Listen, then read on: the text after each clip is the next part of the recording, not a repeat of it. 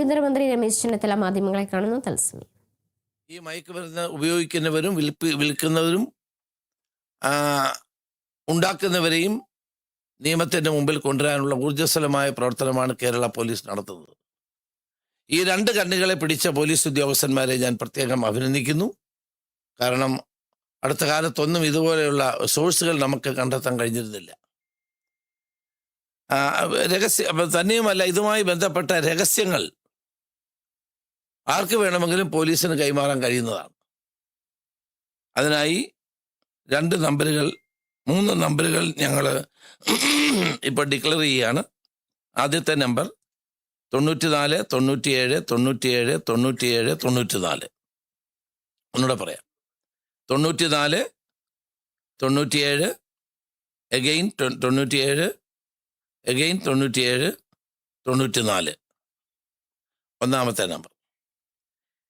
രണ്ടാമത്തെ നമ്പർ 94 97 92 77 97. ഈ 2 നമ്പറുകളിലേക്ക് രഹസ്യമായി വിവരങ്ങൾ അറിയിക്കാൻ പൊതുജനങ്ങൾക്ക് അവസരമുണ്ട്. ഇനി ഒരു വാട്സാപ്പ് നമ്പർ കൂടെ ഞാൻ ഇവിടെ അറിയിക്കുകയാണ്. 999 59 66 66 66. ഇത് വാട്സാപ്പ് നമ്പറാണ്. ഒന്നുകൂടെ പറയാം 999 59 66 66 6.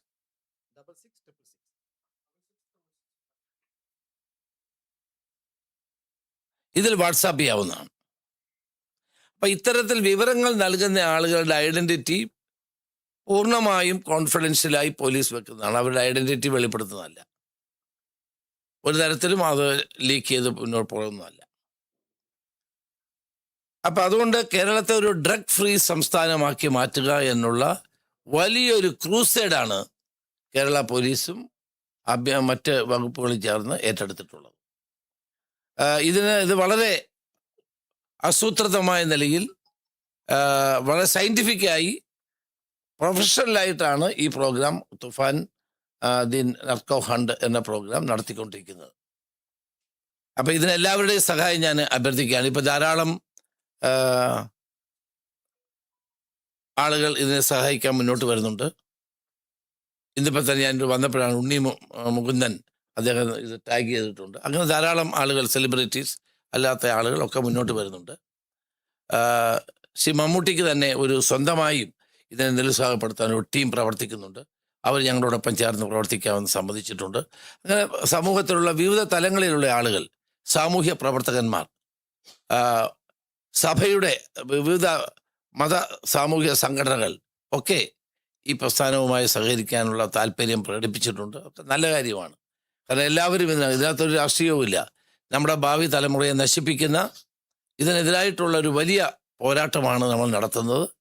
ഈ പോരാട്ടം ശക്തമാണ്. നിങ്ങളുടെ എല്ലാവരുടെയും സഹായം ഞാൻ അഭ്യർത്ഥിക്കുകയാണ്. കാരണം ഇതിന് വ്യാപകമായ പ്രചരണം കൊടുക്കാനും ആളുകളുടെ ഇടയിൽ അവബോധം ഉണ്ടാക്കാനും വേണ്ടിയിട്ടുള്ള കർമ്മ പദ്ധതികൾ കൂടി ഓപ്പറേഷൻ തുഫാൻ്റെ ഭാഗമായി ഞങ്ങൾ തയ്യാറാക്കിയിട്ടുണ്ട്. വരും ദിവസങ്ങൾ അത് വീണ്ടും ഘട്ടം ഘട്ടമായി അത് ജനങ്ങളിലേക്ക് അത് എത്തിക്കുന്നതാണ്. 2 തരത്തിലാണ്. ഒരു തരത്തിൽ ബോധവൽക്കരണം, മറ്റേ തരത്തിൽ ശക്തമായ നേരിടൽ. ഇത് രണ്ടും ഒരുമിച്ച് മുന്നോട്ട് കൊണ്ടുപോയാൽ മാത്രമേ നമുക്ക് ഇത് തടഞ്ഞു നിർത്താൻ സാധ്യമാവുകയുള്ളൂ. അതുകൊണ്ട് എല്ലാ മാധ്യമ പ്രവർത്തകരുടെയും അതോടൊപ്പം തന്നെ എല്ലാ പൊതുജനങ്ങളുടെയും പരിപൂർണമായ സഹായം ഉണ്ടാകണം. സമൂഹത്തിൽ ഇതിനു വേണ്ടി പ്രവർത്തിക്കുന്ന ധാരാളം വ്യക്തികളുണ്ട്. ഡെഡിക്കേറ്റഡായി പ്രവർത്തിക്കുന്ന ധാരാളം സംഘടനകളുമുണ്ട്. അവരുടെ എല്ലാവരുടെയും സഹായം ഞങ്ങൾ തേടുകയാണ്. എല്ലാ വിവരങ്ങളും നിങ്ങളുടെ ജനങ്ങൾക്ക് ലഭിക്കുന്ന എല്ലാ വിവരങ്ങളും പോലീസിനെ കൃത്യമായി അറിയിക്കണം. പോലീസ് ഈ കാര്യത്തിൽ ഞങ്ങൾ ഈ ടീം വളരെ ഡെഡിക്കേറ്റഡായി പ്രവർത്തിക്കുന്ന ഒരു ടീമിനെയാണ് DGP നിയോഗിച്ചിട്ടുള്ളത്. അവർ സത്യസന്ധമായി ആ കാര്യങ്ങൾ ചെയ്യുന്നുണ്ട്. ഏതെങ്കിലും അപാകത പോലീസിൻ്റെ ഭാഗത്ത് ഉണ്ടായിട്ടുണ്ടെങ്കിൽ ആഭ്യന്തരമന്ത്രി എന്നുള്ള നിലയിൽ എന്നെ അറിയിക്കാവുന്നതാണ്. അതിൽ കർശനമായ നടപടി ഉണ്ടാകും. അതിനകത്ത് യാതൊരു സംശയവുമില്ല. ഇത് വളരെ സുതാര്യമായും ജനങ്ങളുടെ ഭാവി, നമ്മുടെ പുതിയ തലമുറയെ രക്ഷപ്പെടുത്താനുള്ളൊരു ദൗത്യമാണ് കേരള സർക്കാർ ഏറ്റെടുക്കുന്നത്.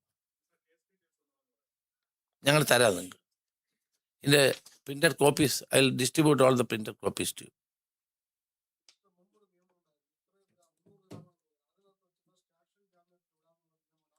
ആയിരം NDPC ആക്ട് അനുസരിച്ച് ഈ 1000 ഗ്രാം വരെ 999 ഗ്രാം വരെ കൈവെക്കാം എന്നുള്ളതുണ്ട്. അതിൻ്റെ കാരണം കേന്ദ്ര നിയമമാണ്, മാറ്റണമെന്ന് നമ്മൾ ആവശ്യപ്പെട്ടിട്ടുള്ളതാണ്. പക്ഷെ അന്ന് കേന്ദ്ര ഗവൺമെൻറ് പറയുന്നത് ചില മരുന്നുകൾക്കൊക്കെ ചില ഇത് പലതും ഉപയോഗിക്കേണ്ടി വരും എന്നൊക്കെയാണ് പറയുന്നത്. എന്നാലും ഞങ്ങളത് ഇൻസിസ്റ്റ് ചെയ്യുന്നുണ്ട് ക്വാണ്ടിറ്റി, കാരണം ഇത് പല ക്വാണ്ടിറ്റി ആയിട്ട് ആളുകൾ കയ്യിൽ വെക്കും. അപ്പം പലപ്പോഴും പിടിക്കാൻ പറ്റത്തില്ല, പിടിച്ചാൽ ജാമ്യം കിട്ടും, അങ്ങനെയുള്ളൊരു പ്രശ്നമുണ്ട്. അതെ,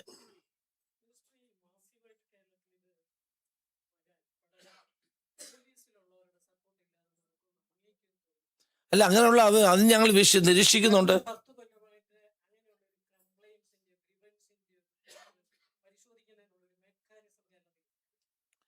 അല്ല, സമൂഹത്തിന്റെ ഭാഗമാണല്ലോ പോലീസും. അപ്പം അതുകൊണ്ട് തന്നെ പോലീസിൽ അങ്ങനെ ചെയ്യുന്ന ആളുകളുണ്ടെങ്കിൽ അവരെ ഞങ്ങൾ നിരീക്ഷിക്കും.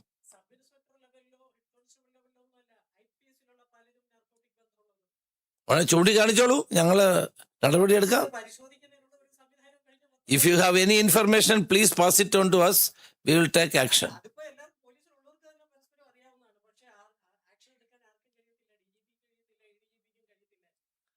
നോക്കാം നമുക്ക്. ഡിഹണ്ട് കൂടി ഇതിനോട് ചേർത്ത് പ്രവർത്തിക്കാം. ഡിഹണ്ടിന്റെ ഒരു തുടർച്ചയായിട്ട് കണ്ടാൽ മതി. ഇപ്പൊ എല്ലാ ഗവൺമെന്റുകളും ചെയ്യുന്ന എന്താ, ഇതിനെ നിരുത്സാഹപ്പെടുത്താനല്ലേ ശ്രമിക്കുന്നത്. അതൊന്നും ഞങ്ങൾ മോശക്കാരായിട്ട് കാണുന്നില്ലല്ലോ. അതും ഇതിന്റെ ഭാഗമാണ്. ഞങ്ങൾ പിന്നെ ഒരു പ്രോഗ്രാം, ഒരു പ്രൊജക്റ്റ് തയ്യാറാക്കി ശക്തമായി നേരിടുക എന്നുള്ളതാണ്. എല്ലാ ഗവൺമെന്റുകളും എല്ലാ കാലഘട്ടത്തിലും ഇതിനെതിരായി ശ്രമങ്ങൾ നടത്തിയിട്ടുണ്ട്, അതൊക്കെ സത്യമാണ്. ഞാൻ തന്നെ 14 ജില്ലകളിലും ഒരു വ്യക്തി എന്ന നിലയിൽ ഡ്രഗിനെതിരായിട്ടുള്ള മാസീവായിട്ടുള്ള വാക്കത്തോൺ ഞാൻ നടത്തുകയുണ്ടായി. ധാരാളം സംഘടനകൾ നടത്താറുണ്ട്. അതെല്ലാം ഞാൻ അപ്രീഷിയേറ്റ് ചെയ്യുന്ന ഒരാളാണ്.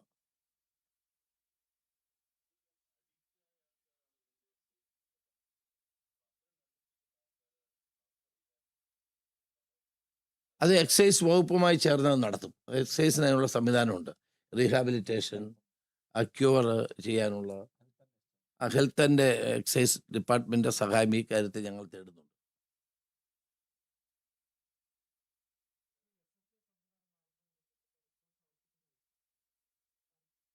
അതിനൊരു കമ്മിറ്റി രൂപീകരിച്ചിരുന്നു. DGP ആ റിപ്പോർട്ട് ഇതുവരെ സമർപ്പിച്ചിട്ടില്ല. സമർപ്പിച്ചു കഴിഞ്ഞാൽ അത് ഗവൺമെന്റ് പരിശോധിച്ചിട്ട് തീരുമാനമെടുക്കും. തീർച്ചയായിട്ടും ഉണ്ടാവും. അത് ഇതുമായിട്ട് ബന്ധമില്ല, പക്ഷെ എന്നാലും വേഗത്തിൽ അത് നടപ്പാക്കും. അതെ. ഈ പദ്ധതി അവര് തന്നെ വളരെ വേഗതയിൽ ആ കമ്മിറ്റി കൂടി റിപ്പോർട്ട് തയ്യാറായിക്കൊണ്ടിരിക്കുകയാണ്. കിട്ടിക്കഴിഞ്ഞാൽ ഉടനെ നടപ്പാക്കും.